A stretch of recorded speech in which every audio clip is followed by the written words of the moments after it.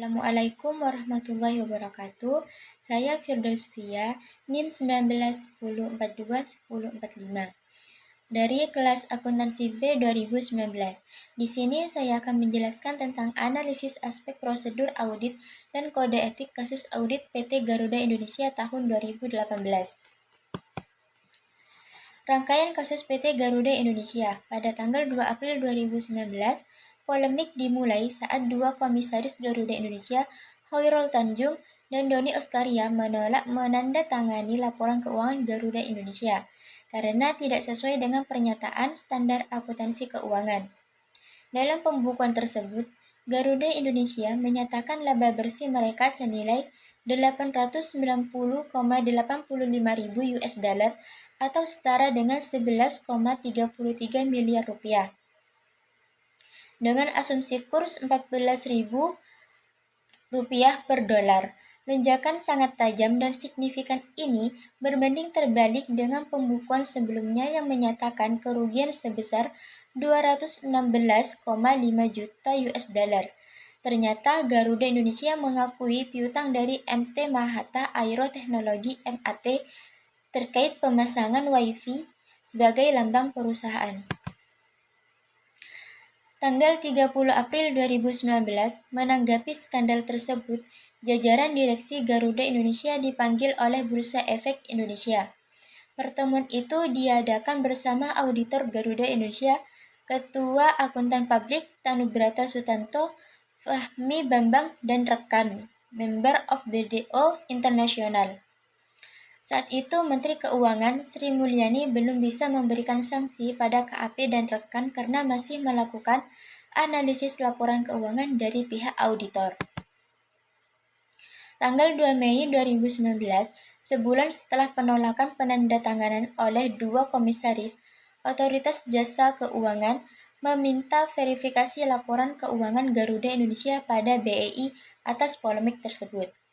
Tanggal 3 Mei 2019, Garuda Indonesia mengeluarkan pernyataan bahwa mereka tidak akan mengaudit ulang laporan keuangannya yang tidak sesuai dengan PSAK. Tanggal 8 Mei 2019, MAT bersuara setelah namanya terseret dalam skandal laporan keuangan Garuda Indonesia.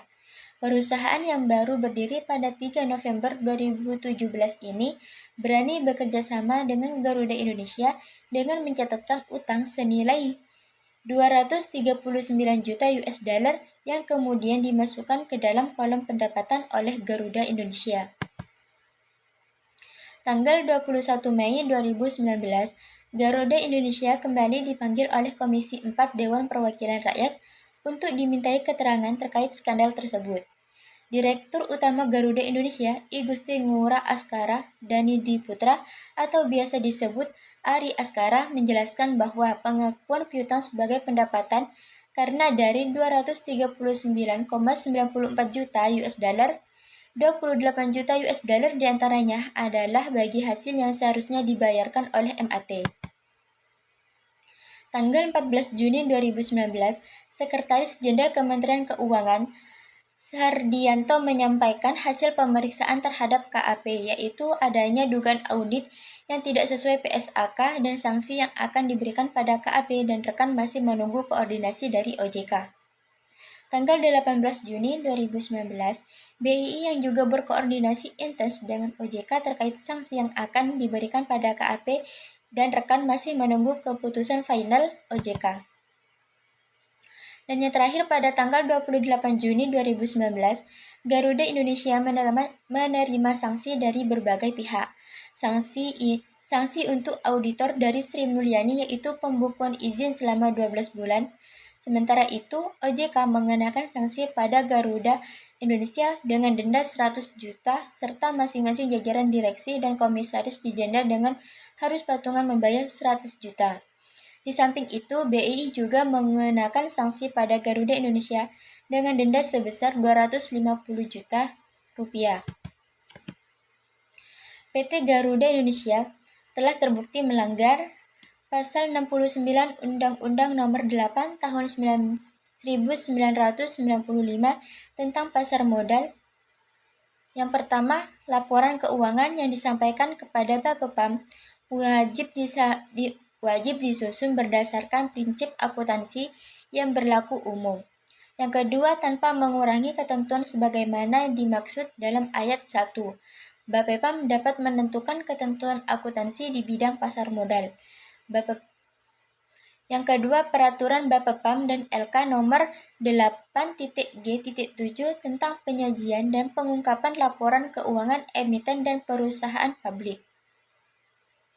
Yang ketiga, Interpretasi Standar Akuntansi Keuangan ISAK 8 tentang penentuan apakah suatu perjanjian mengandung sewa, dan yang keempat, Pernyataan Standar Akuntansi Keuangan PSAK 30 tentang sewa.